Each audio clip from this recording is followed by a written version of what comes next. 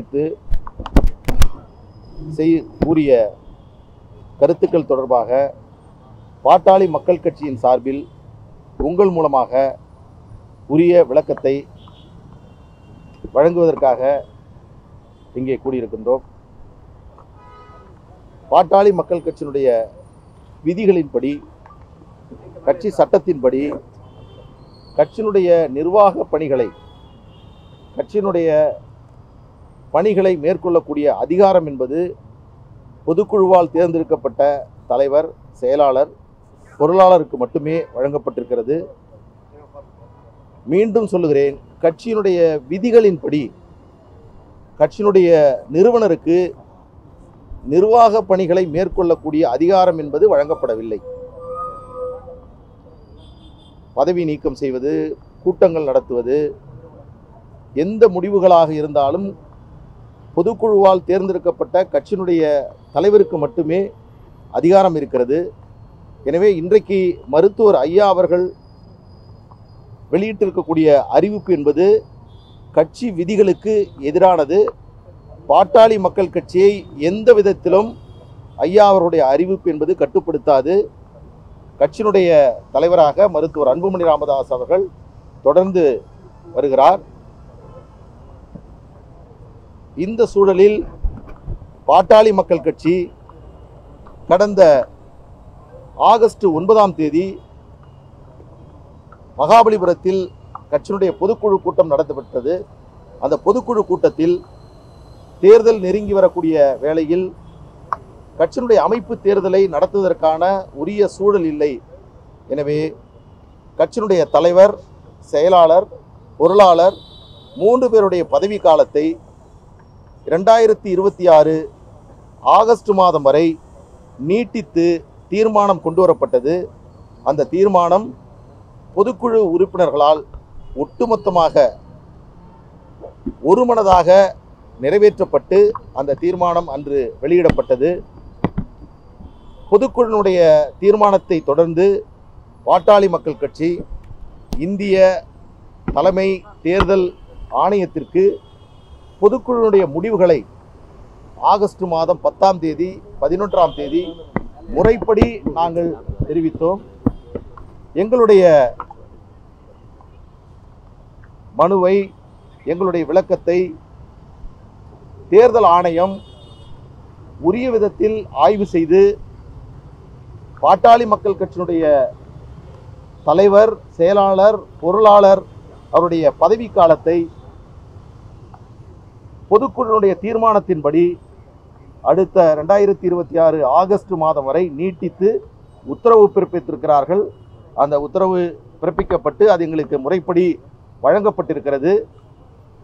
அந்த அடிப்படையில் பாட்டாளி மக்கள் கட்சியினுடைய தலைவராக மருத்துவர் அன்புமணி ராமதாஸ் அவர்களும், பொதுச் செயலாளராக வடிவேல் ராவணன் அவர்களும், பொருளாளராக திலகபாமா அவர்களும் தொடர்கிறார்கள்.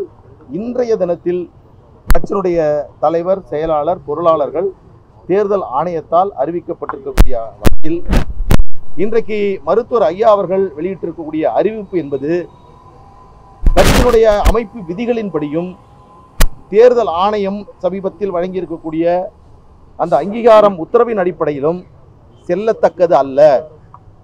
பாட்டாளி மக்கள் கட்சியை எந்த விதத்திலும் ஐயா அவர்களுடைய அறிவிப்பு என்பது கட்டுப்படுத்தாது.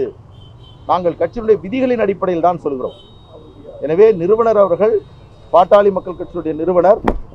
ஆனால் அதே வேளையில் நிர்வாக பணிகளை மேற்கொள்ளக்கூடிய அதிகாரம் என்பது அவருக்கு வழங்கப்படவில்லை. இதன் மூலமாக பத்திரிகை, தொலைக்காட்சி, ஊடக நண்பர்களுக்கு நாங்கள் கேட்டுக்கொள்வது என்னவென்று சொன்னால், உங்களிடம் ஒரு வேண்டுகோளை வைக்கின்றோம். இனிவரும் காலங்களில் பாட்டாளி மக்கள் கட்சியினுடைய தலைவர், செயலாளர், பொருளாளர் என்பது மருத்துவர் அன்புமணி ராமதாஸ் அவர்கள், வடிவேல் ராவணன் அவர்கள், திலகபாமா அவர்கள்தான். கட்சியினுடைய விதிகளின்படியும், பொதுக்குழு தீர்மானத்தின்படியும், தேர்தல் ஆணையத்தினுடைய அறிவிப்பின்படியும்.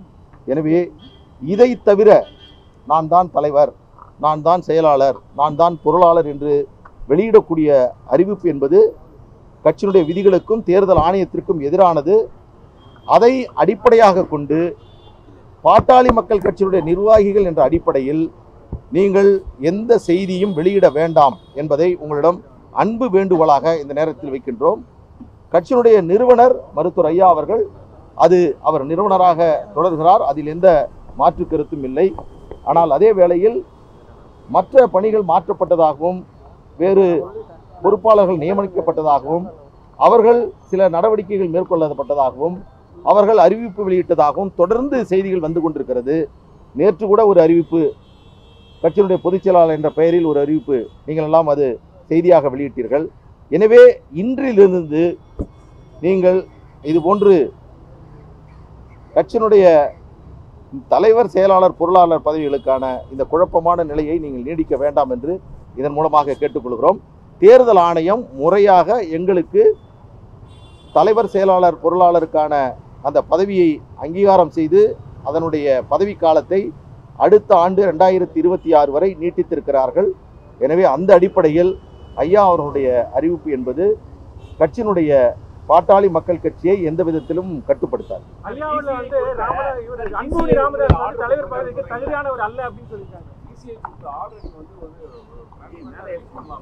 அதாவது உங்களுக்கு எல்லாமே முறையாக செய்வோம்.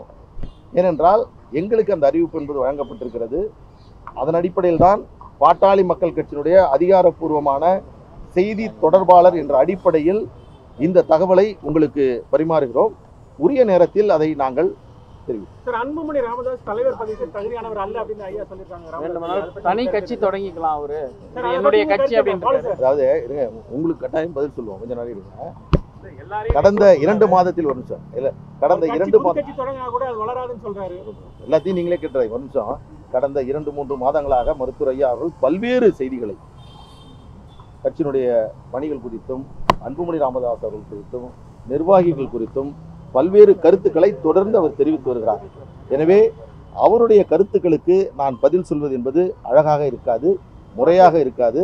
எனவே அந்த கருத்துக்களை இன்றைக்கு ஒரு தலைவர் நியமனம் தொடர்பாக வெளியிட்டிருக்கக்கூடிய அறிவிப்பு என்பது பெருமளவில் செய்தியாக வெளிவந்த காரணத்தினால் அதை தெளிவுபடுத்த வேண்டும் என்பதற்காக உங்கள் மூலமாக இந்த கருத்துக்களை நான் ஒட்டு கேட்டதா சொல்லியிருக்காரு. நீங்க உளவு பார்த்துதான் சொல்லியிருக்காரு. அன்புமணி ராமதாஸ் வந்து ராமதாஸ் ஐயா உளவு பார்த்துதான் சொல்லியிருக்காரு. அதாவது நான் மருத்துவர் அன்புமணி ராமதாஸ் அவர்களை நீண்ட நெடிய காலமாக நெருங்கி பழகியவர். மருத்துவர் அன்புமணி ராமதாஸ் அவர்களுக்கு உளவு பார்க்கக்கூடிய பழக்கம் என்பதே அவருக்கு கிடையாது. அதில் விருப்பமும் கிடையாது, அதில் நாட்டமும் கிடையாது. நீங்கள் குறிப்பிடுவதை போன்று ஒருவேளை மருத்துவர் அன்புமணி ராமதாஸ் அவர்கள் உளவு பார்த்திருந்தால் இப்படி ஒரு சூழல் என்பதே எழுந்திருக்காது. எனவே இப்பொழுது எழுந்திருக்கக்கூடிய சூழல்கள் எல்லாம் உங்களுக்கு நன்றாக தெரியும். அந்த அடிப்படையில் உளவு பார்த்ததாக சொல்வதும் தவறு, உளவு பார்க்கக்கூடிய பழக்கம் என்பதும் அன்புமணி ராமதாஸ் அவர்களுக்கு கிடையாது. அடுத்த கேள்வி.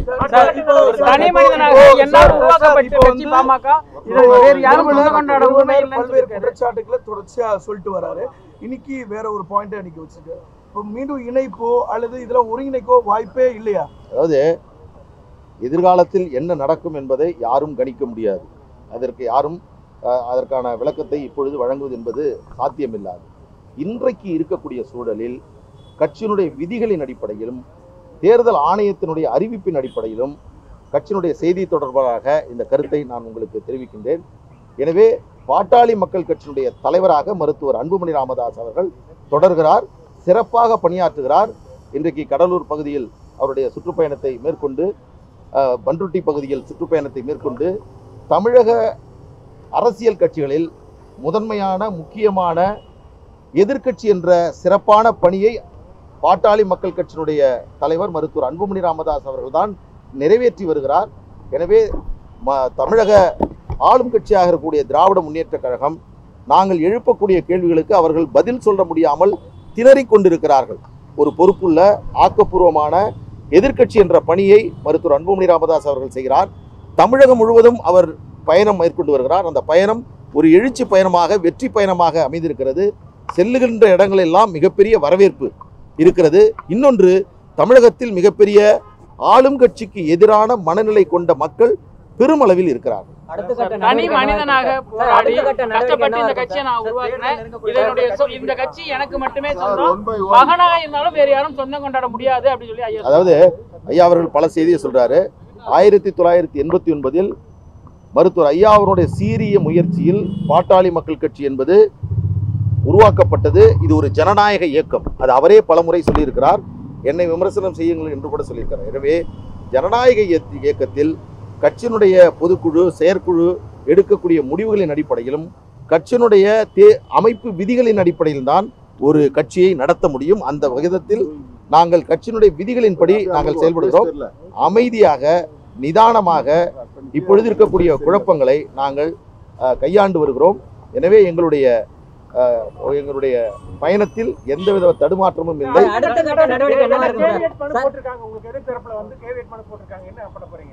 அதாவது நான் உங்கள்கிட்ட முன்னாடியே சொல்லிட்டேன், எல்லா விஷயங்களுக்கும் நான் பதில் சொல்றது நியாயமா இருக்காது. ஆனால் இது ஒரு வழக்கறிஞராக இந்த கேள்வியை கேட்கும்போது கேவியட் மனு போட வேண்டியது நாங்கள், அவங்க கேவியட் மனு போட்டதா அவங்க சொல்லிட்டு இருக்காங்க. இதற்கெல்லாம் நான் ஒரு பதில் சொல்ல முடியுமா? எனவே இன்றைக்கு உள்ள நிலையில் அதிகாரமும் அங்கீகாரமும் எங்களிடம் இருக்கிறது. இதை எதிர்த்து நீதிமன்றத்திற்கு செல்ல வேண்டியவர்கள், இதை எதிர்த்து வழக்கு தொடர வேண்டியவர்கள் அவர்கள் கேவியட் மனு என்றால் என்னன்னா, நேற்று கூட நீங்கள் செய்தி வெளியிட்டீர்கள். கேவியட் மனு என்பது ஒரு நபர் இன்னொரு நபர் மீது வழக்கு தொடுக்கின்ற பொழுது நீதிமன்றம் எதிர் மனுதாரனுடைய கருத்துக்களை கேட்காமல் இடைக்கால உத்தரவு பிறப்பிக்க கூடாது என்பதுதான் அந்த கேவியட் மனு. நேற்று கூட அவர்கள் தாக்கல் செய்த கேவியட் மனுவில் கொடி கட்சியினுடைய சின்னம் தொடர்பாக எந்த அந்த மனுவிலும் கூறப்படவில்லை. எனவே உத்தரவு பிறப்பிக்க கூடாது என்பதுதான் அவருடைய அந்த மனு. ஆனாலும் நீங்கள் அது கட்சியினுடைய கொடி சின்னம் போன்றதையெல்லாம் நீங்கள் சேர்த்து நீங்கள் வெளியிட்டீர்கள். எனவே பாட்டாளி மக்கள் கட்சியை பொறுத்தவரையில் நாங்கள் எங்களுடைய பொதுக்குழுவினுடைய முடிவின்படியும் எங்கள் மருத்துவர் அன்புமணி ராமதாஸ் அவருடைய வழிகாட்டுதலின்படியும் எங்கள் கட்சியை மிகச்சிறப்பாக நடத்துகிறோம். வரக்கூடிய சட்டமன்ற தேர்தலில் யாருடன் கூட்டணி என்பதையெல்லாம் உரிய விதத்தில் நாங்கள் அறிவிப்போம். நன்றி.